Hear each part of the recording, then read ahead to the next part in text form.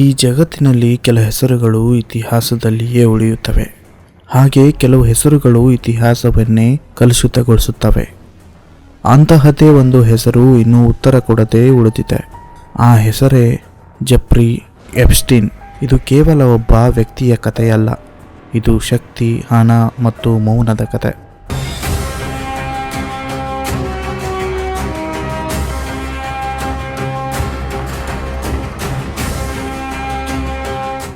ಯಾರು ಈ Epstein? Jeffrey Epstein ಅಮೆರಿಕದ ಒಬ್ಬ ಶ್ರೀಮಂತ ಫೈನಾನ್ಸಿಯರ್. ರಾಜಕಾರಣಿಗಳು, ಸೆಲೆಬ್ರಿಟಿಗಳು, ಬಿಲಿಯನಿಯರ್ಸ್ಗಳು ಅವರೆಲ್ಲರ ನಡುವೆಯೇ ಅವನು ಇದ್ದ.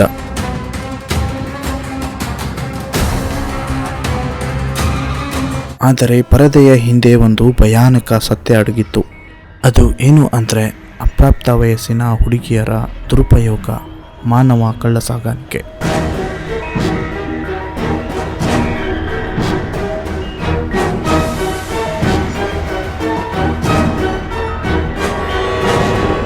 ಈ ವಿಚಾರವಾಗಿ 2019ರಲ್ಲಿ ಎಪ್ಸ್ಟೀನ್ ಬಂಧನವಾಗುತ್ತಾನೆ.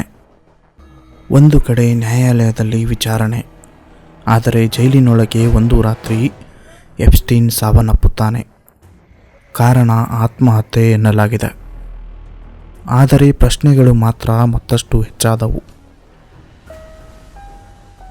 ಕ್ಯಾಮ್ರಾಗಳು ಕೆಲಸ ಮಾಡಲಿಲ್ಲ, ಗಾರ್ಡ್ಗಳು ನಿದ್ದೆ ಮಾಡಿದರು. ಈತನ ಸಾವಿನ ಹಿಂದೆ ಸಂಶಯಗಳು ಹುಟ್ಟಿದವು.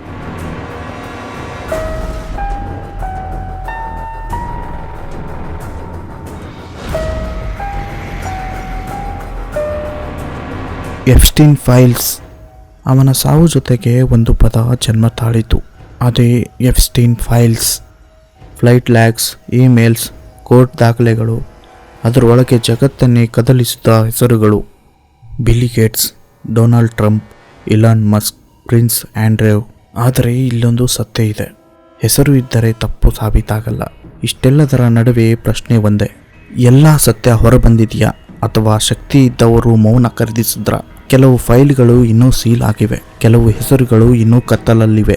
ನ್ಯಾಯ ಎಲ್ಲರಿಗೂ ಒಂದೇನಾ? ನಮಗೆ ಗೊತ್ತಿರುವ ಸತ್ಯಗಳು ಇವು. ಎಪ್ಸ್ಟೀನ್ ಅಪರಾಧಿ, ಅವನಿಗೆ ಬಲಿಯಾಗಿದ್ದವರು ಇದ್ದಾರೆ, ಅವನಿಗೆ ಪ್ರಭಾವಿ ಸಂಪರ್ಕಗಳೂ ಇದ್ದವು. ಆದರೆ ಎಲ್ಲ ಹೆಸರುಗಳು ಅಪರಾಧಿಗಳು ಅನ್ನೋದಕ್ಕೆ ಸಾಕ್ಷಿ ಇಲ್ಲ. ಸತ್ಯ ಇನ್ನೂ ಅಪೂರ್ಣ. ಎಪ್ಸ್ಟೀನ್ ಫೈಲ್ಸ್ ನಮಗೆ ಒಂದು ಪ್ರಶ್ನೆ ಕೇಳುತ್ತವೆ, ಸತ್ಯವೇ ಶಕ್ತಿಶಾಲಿಯ ಅಥವಾ ಶಕ್ತಿಯೇ ಸತ್ಯನ? ನ್ಯಾಯ ಸಿಗುತ್ತಾ ಅಥವಾ ಮೌನವೇ ಗೆಲ್ಲುತ್ತಾ? ಉತ್ತರ ಇನ್ನೂ ಕಾಯುತ್ತಿದೆ.